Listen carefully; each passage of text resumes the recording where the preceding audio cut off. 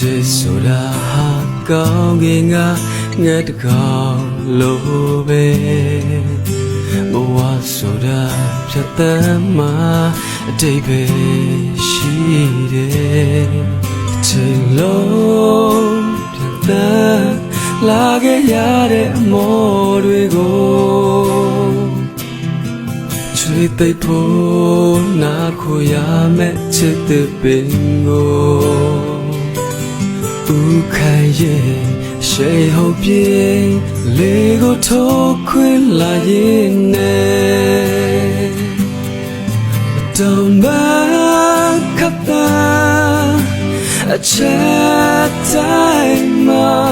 ချစ်တဲ့ဆိုရရဲ့ချဲ့များရွှေနှတော်ပါစီပတ်တမီလို့ချစ်တဲ့အရမ်းမဲ့ချင်နေပြီချစ်တဲ့အရမ်းမဲ့ချင်နေပြီချစ်တဲ့